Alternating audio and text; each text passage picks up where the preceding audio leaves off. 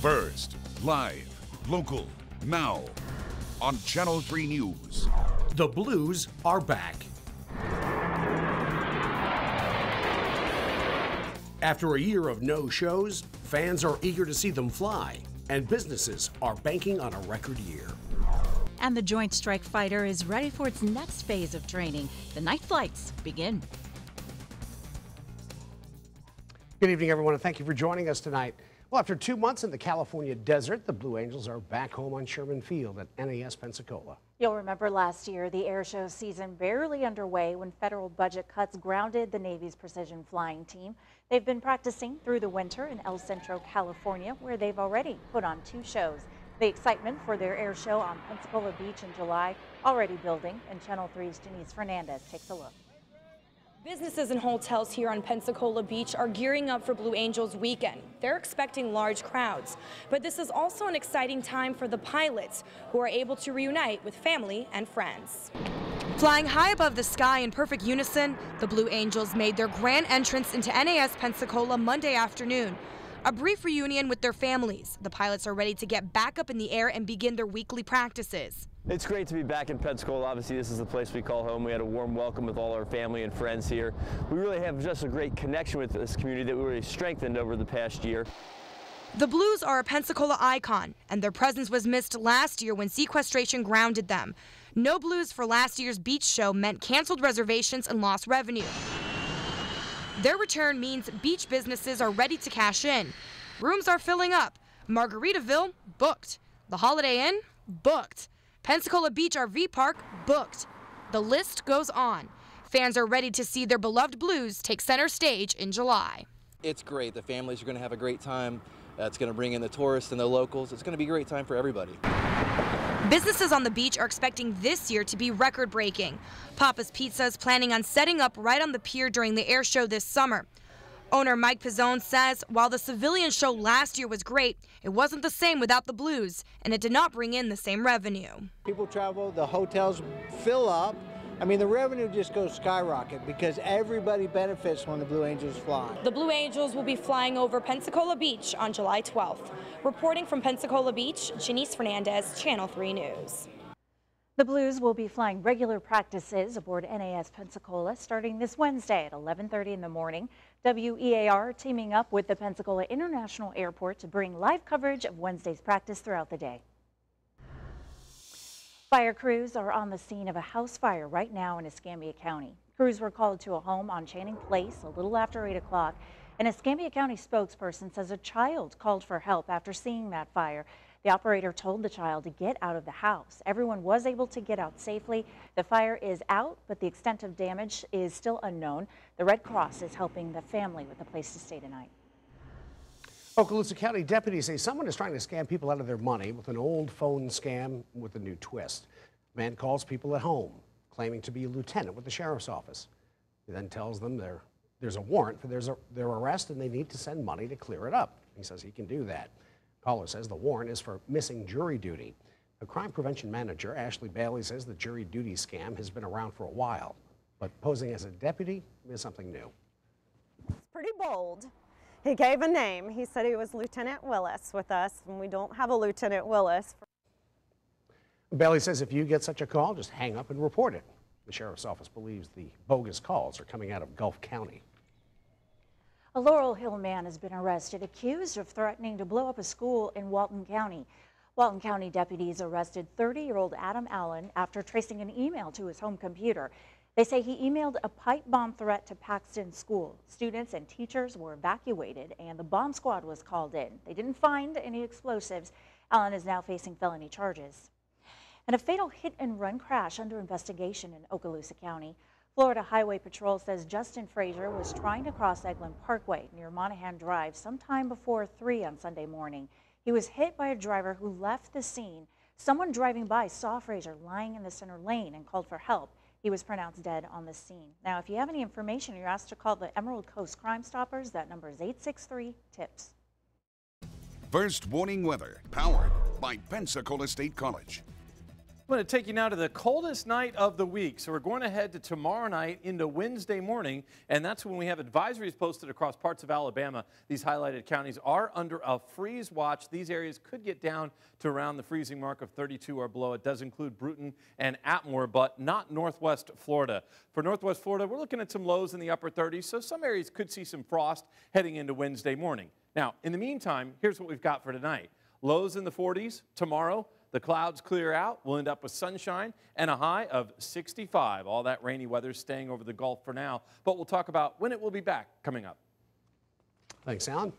Well, Eglin Air Force Base has more F-35s than any other base in the Air Force. It is the primary training base for nearly all the pilots who fly the plane.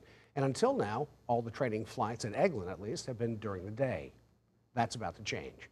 Rob Brown spoke with Eglin officials about the significance of night training and its impact on the community. Eglin Air Force Base is the primary training facility for the F-35 Joint Strike Fighter. And now, for the first time, those jets will take to the night skies of Okaloosa County. According to the Air Force, upgrades to the F-35's software and hardware now allow night training programs. The jets will fly in the same airspace and flight patterns as current daytime training flights. Most of the flights will take off and land at Duke Field or the Choctaw Outlying Naval Field. The flights will be used to train pilots in flight patterns for takeoffs and landings in the dark. They'll also train on air-to-air and air-to-ground weapons targeting systems, both with and without night vision assistance. The Air Force says day and night processes for those systems are different, and that lessons learned at Eglin will help develop the training manual for the F-35 moving forward. Night missions will last around a week and will take place sporadically when pilots reach that portion of their training. What pilots learn about the jets here is mandatory for being able to fly the jets in combat. Eglin says most nighttime takeoff and landings will happen at remote airfields and that noise impact should be kept at a minimum. On Eglin Air Force Base, Rob Brown, Channel 3 News. An Okaloosa County eyesore that has plagued a neighborhood for nearly 2 decades has finally been torn down. The old Milligan grocery store, corner of Highway 90 and State Road 4 in Crestview, is gone. The roof was caving in, windows were broken, neighbors had complained about it for a long time. There's no word on what the owners plan to do with the property now that it has been cleared. The location of a new Santa Rosa County courthouse still has not been finalized. County commissioners seem to be leaning towards a site on Highway 90 between Pace and Milton. Well, today they told staff to gather more information on other sites in East Milton. That includes 2 offers of donated property on Highway 87. The county commissioners want to see the new information in 2 weeks. Missing Malaysia Airlines Flight 370 crashed into the Indian Ocean. That is the official word today from the Malaysian Prime Minister. And some family members of the people on board were told that news by text message. The plane has still not been found, though investigators believe they do have a lead on its location. ABC's David Wright reports. It is therefore with deep sadness the Malaysian Prime Minister delivered the news we've all been dreading. Flight MH370 ended in the southern Indian Ocean. Today in Beijing and Kuala Lumpur, heartbreak. As the Malaysian government announced that the final flight path was narrowed down through data from the satellite firm Inmarsat, tracking pings from the plane. The pings match our plot for the southern route. They do not match the northern route, and therefore the northern route is ruled out. The exact spot it went down, still unknown. Earlier today, new clues. An Australian P-3 spotted debris, a gray or green circular object and an orange rectangular object. We don't yet know if they were from the plane. Searchers marked the area with smoke flares. For a week now, search and rescue teams have been guided by grainy satellite images, combing this remote stretch of sea bigger than California. We've been with them, flying low over choppy seas and heavy fog. Once they find the debris field, the heavy wreckage is liable to be miles away and miles down. Finding it will require submersible drones like these.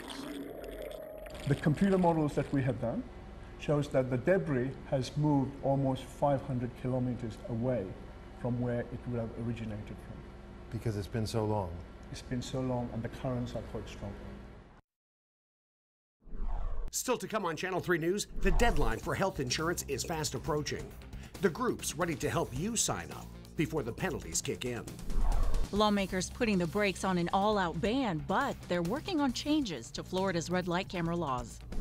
A frantic race against time in Washington state. The search for survivors after a tremendous mudslide. Plus, the latest on the oil spill off the Texas coast and the efforts to keep it from coming ashore. Channel 3 News First Warning WeatherNet is brought to you by Hill Kelly Dodge Chrysler Jeep Ram and Ailstock Whitcomb Crease and Overholtz. Here is Chief Meteorologist Alan Strum. It is spring, but we've got a winter weather alert or a freeze watch. That's for these inland areas of Alabama. That's for Tuesday night into Wednesday morning. Tonight's not the coldest night. It's tomorrow night that will be the coldest night of the week. It does include Brewton, Atmore, and this whole area here. That's Escambia County, Alabama. Does not include Northwest Florida, though it will be kind of chilly, and we could see frosty weather across portions of Northwest Florida. All the rain is out over the Gulf. We've still got cloud cover over us, so still looking a little cloudy, but the clouds should clear up a little bit later on. First warning 3D Doppler shows that the weather is dry as you check the Futurecast and head into tomorrow morning. Here we go into 8 o'clock tomorrow morning. It does show around here that the weather should be clear, and that means we're going to end up with a nice sunny day tomorrow. Highs will be in the 60s. Should be pretty nice. And then tomorrow night, the cold weather moves in. On Wednesday, we'll end up with sunshine, little cloud covered toward the end of the day, as well as into Wednesday night.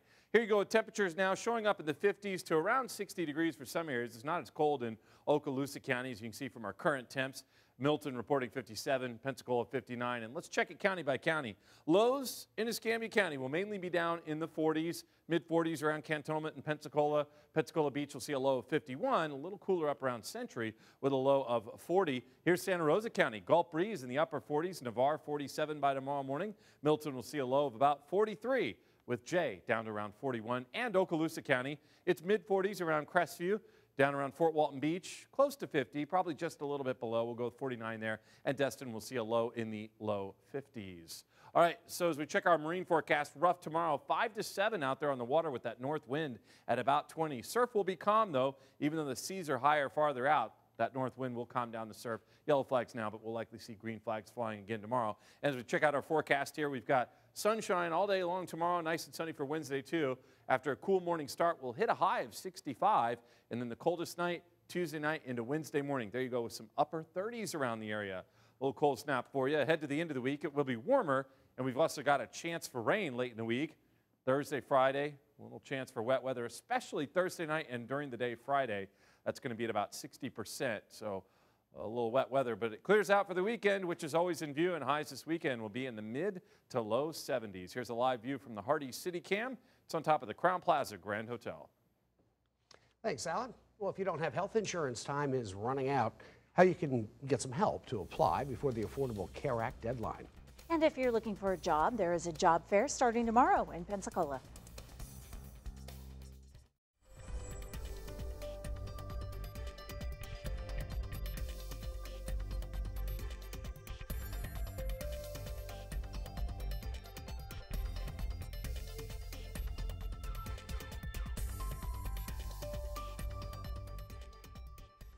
Well, if you don't have health insurance yet, you've got 1 week to get covered, or you may have to pay a penalty.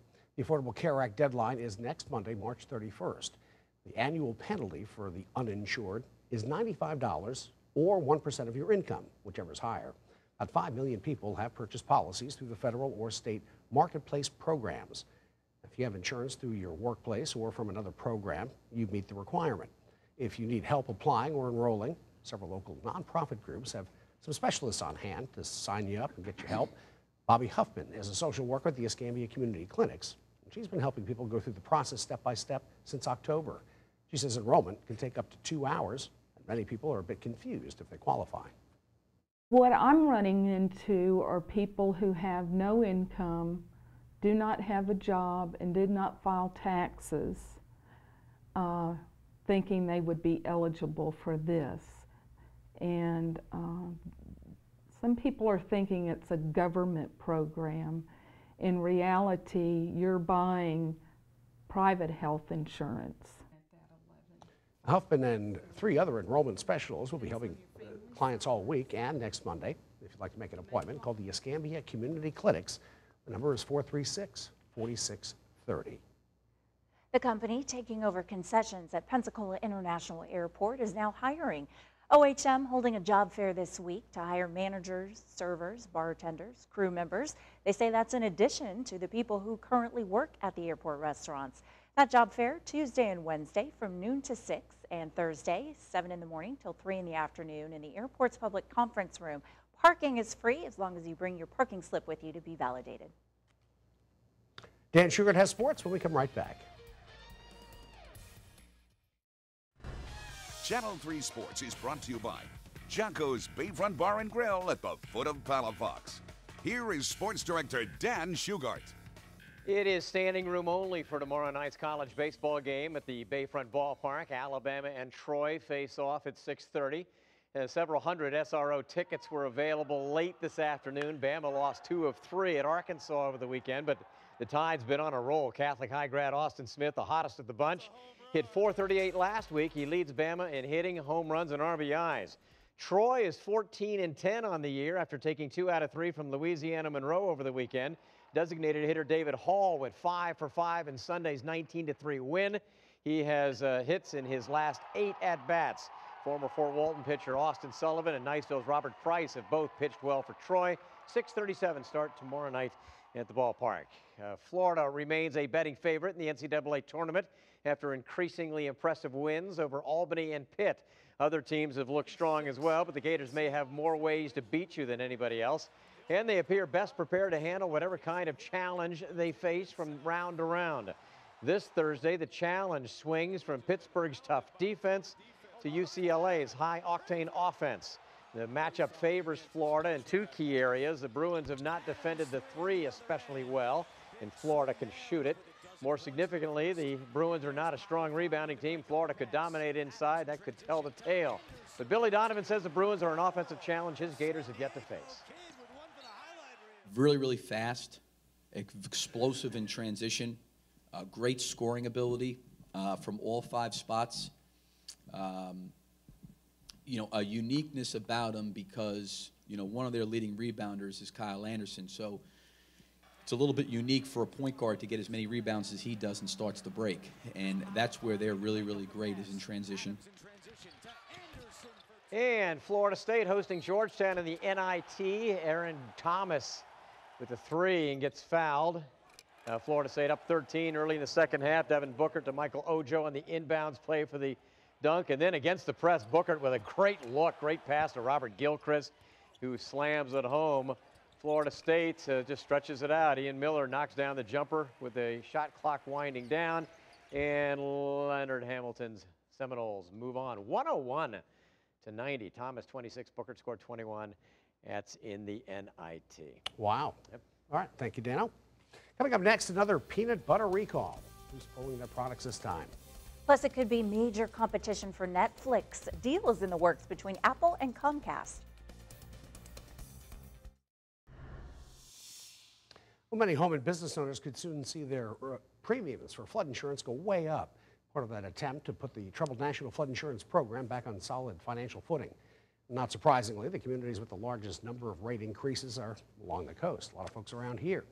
On Friday, President Barack Obama signed a bill that will roll back the most dramatic rate increases. Still, more than 1 million policyholders nationwide will be hit with higher premiums. Listeria concerns are prompting another recall. This time it affects peanut butter, cheese, salsa, and some spreads made by Parker's Farms. The Minnesota business is voluntarily recalling the products within certain dates. They're sold at Target, Whole Foods, and Walmart. So far, there's been no reports of any illness. Customers are being asked to return or simply throw away any Parker's Farm products. Got any questions about the recall? The number on your screen is the one to call at Parker Farms, 1-800-869-6685. Apple and Comcast talking about teaming up in a joint streaming television service. The Wall Street Journal reports the deal would have Comcast provide special treatment on its cable system for video data to get around web congestion. If that deal goes through, this would be a huge breakthrough between technology and cable TV. McDonald's adding something new to the menu. McDonald's looking to stay ahead of the competition, and they're testing petite pastries. This is only in select cities, but they're available with raspberry or cinnamon cream cheese filling. Coming up, rescuers are searching for nearly 200 people that may still be trapped in mud and debris in Washington state. Plus, Florida's red light cameras may not be going anywhere after all. The new legislation that would keep the fines just as they are. An investigation into Florida's Bright Futures Scholarship Program being revived. The U.S. Department of Education's Office for Civil Rights has requested information about the program from some Florida school districts. In recent years, state lawmakers changed the standards to make the scholarships harder to get. The minimum SAT and ACT test scores have been raised to levels critics say will only further exclude poor and minority students. Florida's red light cameras are up for debate again in Tallahassee. Today, a House committee proposed changes to a bill that originally called for ticket fees to be cut and for restrictions that prevented local governments from putting up any more cameras. Today, lawmakers amended the bill so that ticket fees would stay at $158 and new cameras are allowed. But local governments would be required to spend 70% of the revenue collected on traffic safety, and drivers who appeal their ticket and lose would pay less in court fees. Melissa Wandel, the widow of the man who this bill is named after, says there is support for the red light camera program. The statistics are showing that they are changing driver behavior at those intersections with red light safety cameras. So now I absolutely think we have to continue to put up those red light safety cameras. A driver who appealed a ticket and lost could face up to $250 in fees.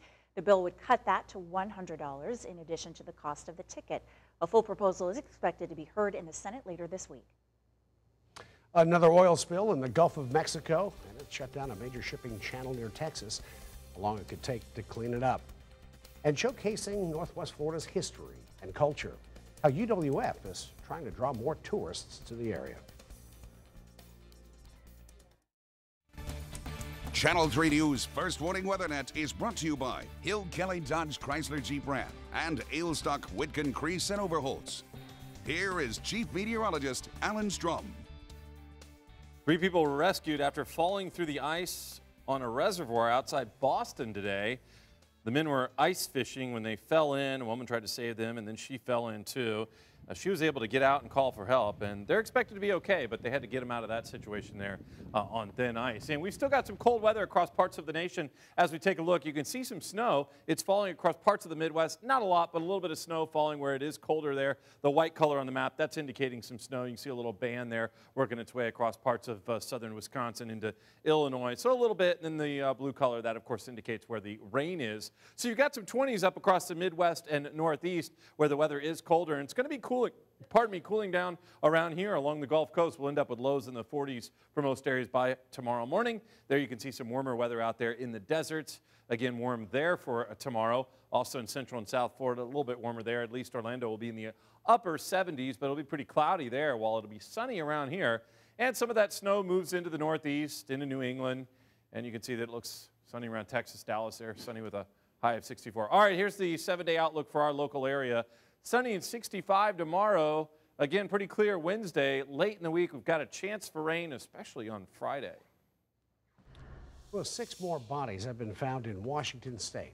It brings the death toll there from a massive mudslide to 14 people, that is. And more than 176 people are still missing, and they fear that number is going to go up.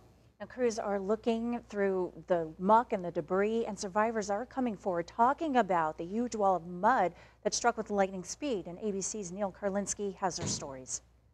Hovercraft joined a small fleet of helicopters today over what looks nothing like a community, looking for any signs of life amidst a disaster so chaotic, officials haven't accounted for 108 people and aren't sure what the total number of missing really is. The situation is very grim.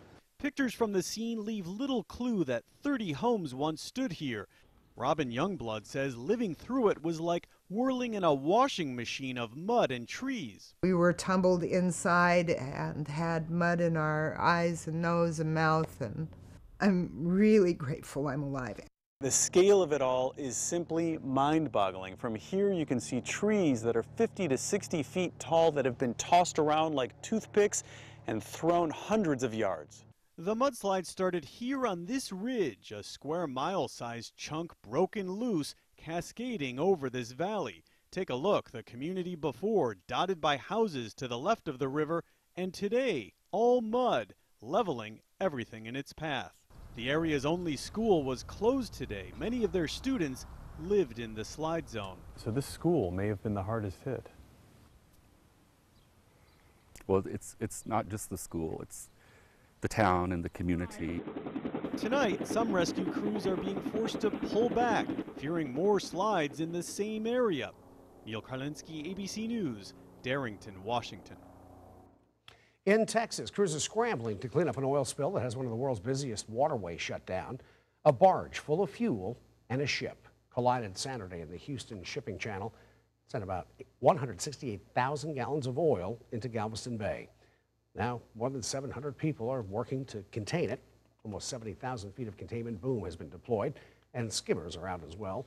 The spill has shut down the ship channel and the ferry indefinitely, and businesses, they know they'll be closed for days and maybe even weeks.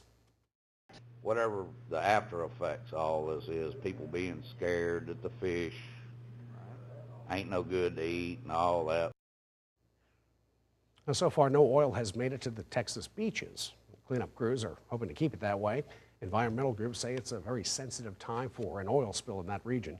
The channel has important shorebird habitat on both sides, and tens of thousands of wintering birds are in the area.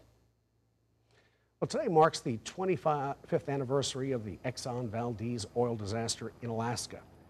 11 million gallons of oil spilled into the water after the tanker ran aground on the reef nearby. About 1,300 miles of coastline were covered by thick crude oil. It took years to make a dent.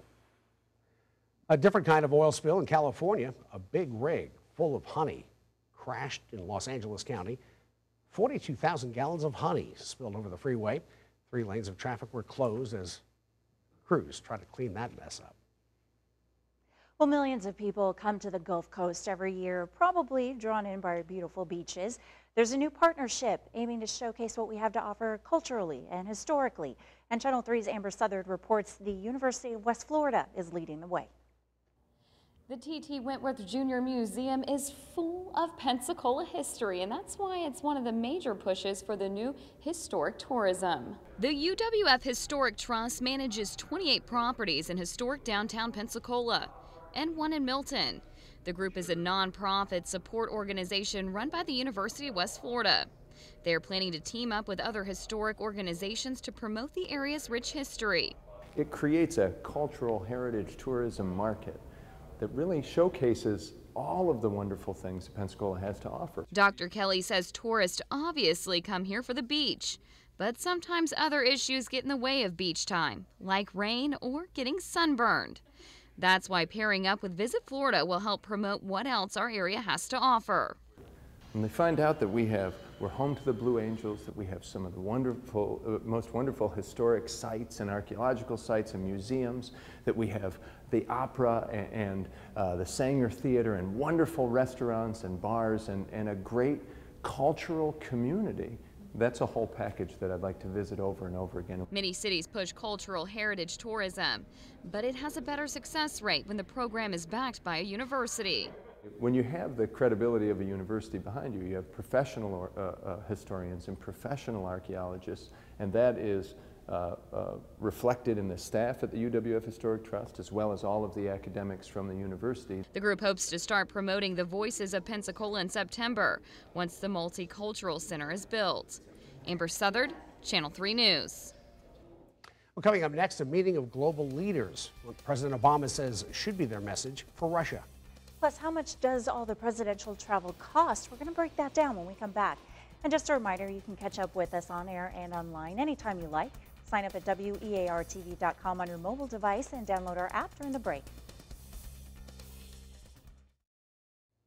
President Obama is in the Netherlands tonight with global leaders taking part in a nuclear security summit amid the crisis in Crimea. Over the weekend, Ukrainian troops were forced to surrender to Russian forces in the Crimean Peninsula. White House officials say there is no hope that Russia will withdraw from Crimea. And the goal now is to prevent Putin from pushing any further. Now, as he met with what is now G7 partners at The Hague, because Russia's been kicked out. It was G8. The president vowed Russia will pay a significant cost for seizing part of neighboring Ukraine.